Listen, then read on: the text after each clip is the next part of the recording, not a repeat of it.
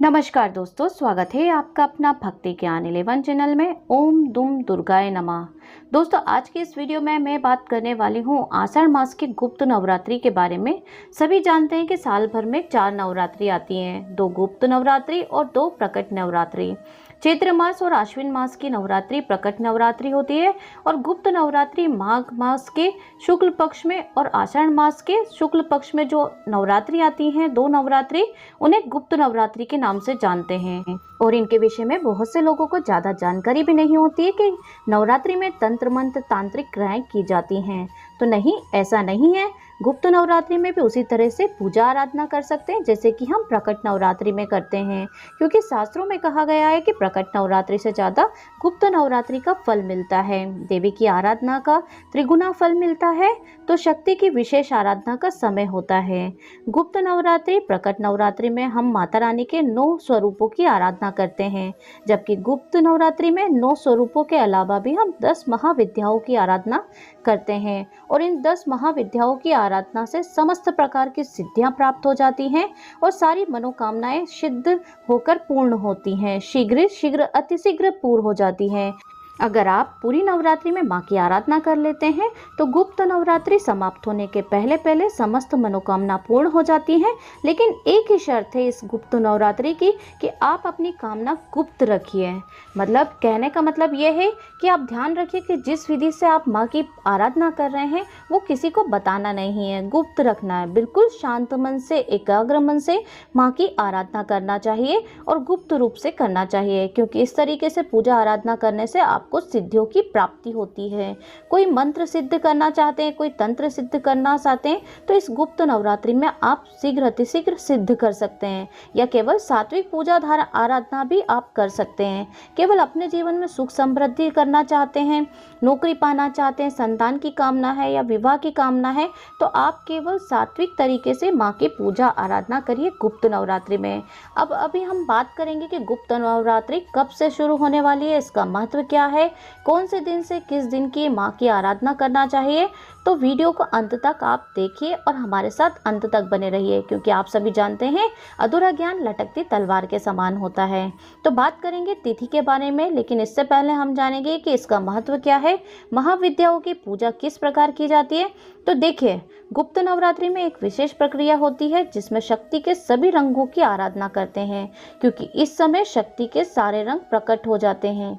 देवी काली, देवी तारा, देवी ललिता, देवी माँ भुवनेश्वरी, देवी त्रिपुरी, देवी भैरवी, देवी छिड़मस्तिका, माँ धूमावती, देवी बगलामुखी, देवी मातंगी और देवी कमला, ये सभी शक्तियाँ पूजा में प्रकट हो जाती हैं। इन 10 महाविद्याओं की आराधना करने के लिए गुरु होना आवश्यक होता है। आप बिना गुरु के इन 10 महाविद्याओं की आराधना करने में असफल होंगे।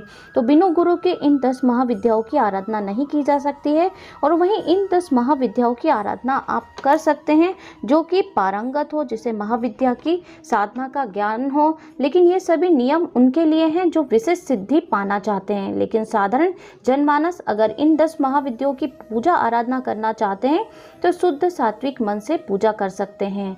जैसे कि हम प्रकट नवरात्रि के माँ नौ दुर्गा के 9 स्वरूपों की आराधना करते हैं, पूजा करते हैं, उसी तरह से 10 महाविद्याओं की आराधना बिना किसी तामझाम के सात्विक तरीके से, बिल्कुल साधारण तरीके से आप आसान विधि से पूजा आराधना कर सकते हैं।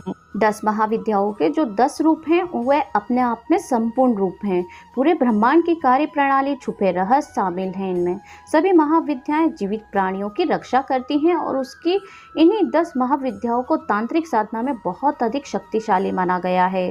पूजा की विधि बिल्कुल समान होती है जैसे कि हम प्रकट नवरात्रि में करते हैं।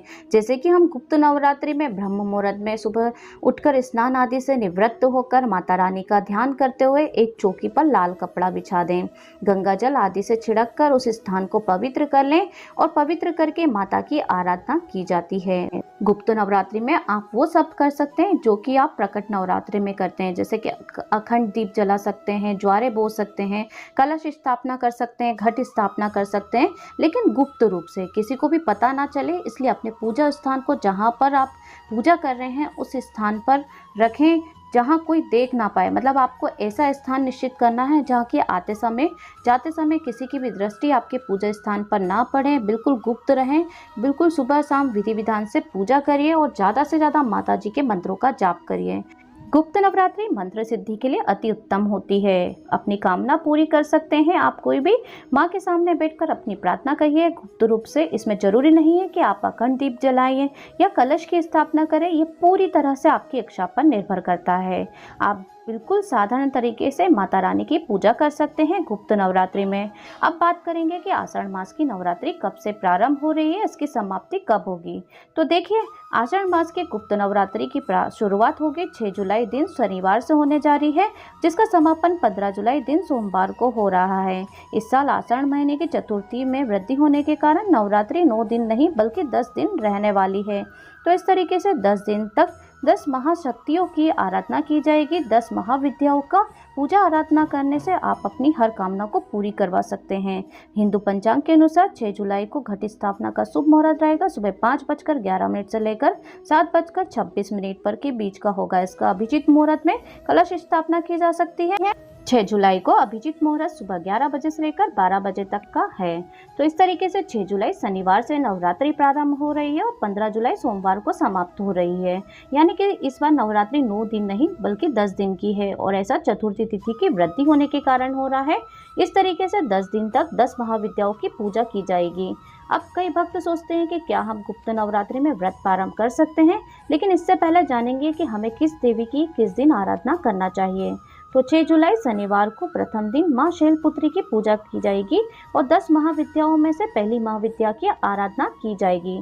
7 जुलाई रविवार को दूसरा दिन माँ ब्रह्मचारिणी स्वरूप की आराधना की जाएगी और 10 महाविद्याओं में से दूसरी महाविद्या माँ तारा की आराधना की जाएगी। इस दिन 8 जुलाई सोमवार का दिन है। गुप्त नवरात्रि का तीसरा दिन माँ दुर्गा के तीसरे स्वरूप माँ चंद्रघंटा की पूजा करेंगे और 10 महाविद्याओं में से तीसरी महाविद्या की आराधना तीसरे दिन की जाएगी।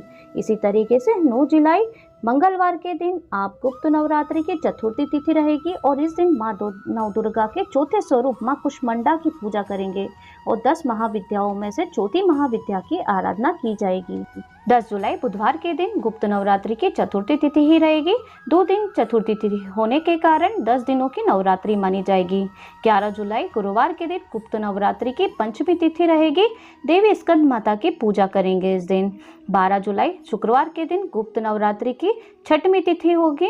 इस दिन माँ कात्यायनी का पूजा आराधना किया जाता है। इस तरीके से 13 जुलाई शनिवार के दिन गुप्त नवरात्रि के सप्तमी तिथि को देवी काल रात्रि की पूजा करने का विधान है।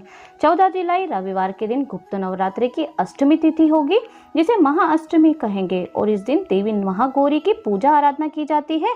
15 जुलाई सोमवार के दिन गुप्त नवरात्रि की 9वीं तिथि होगी, जिस पर हम सिद्धिरात्रि की पूजा करेंगे और 10 महाविद्याओं की आराधना भी इस दिन 10वें दिन में की जाएगी। तो उम्मीद है कि आप लोगों को आज का वीडियो पसंद आया होगा। अगर आप हमारे साथ वीडियो में अंत तक हैं तो कमेंट्स बॉक्स में जय माता दी जरूर लिख कर जाइए और आने वाले वीडियो में हम आपको गुप्त नवरात्रि के नियम, महा उपाय, किस समस्या के लिए कौन सा उपाय करना चाहिए, किन मंत्रों का जाप करना चाहिए, ये सारी जानकारी आपको इसी तरीके से वीडियो के माध्यम से आपको देते रहेंगे। तो आप अगर चैनल पर नए हैं तो हमारे साथ जुड़ जाइए, चैनल को सब्सक्राइब जरूर कर लीजिए, वीडियो को लाइक कर दीजिए। और भी हमने वीडियो अपलोड किए हैं, हमारे चैनल की प्लेलिस्ट में जाकर आप चेक कर सकते हैं। सावन कब है, इसका शुरुआत कब से होगा, सावन की समाप्ति कब होगी, आषाढ़ मास के सारे व्रत, तीज, त्योहारों की जानकारी दी गई है, तो आप वहां पे जाके देख सकते हैं। वीडियो में अंत तक बने रहने के लिए धन्यवाद। विदा लेती हूँ आपसे, मिलती हूँ नेक्स्ट वीडियो में, तब तक के लिए जय माता दी।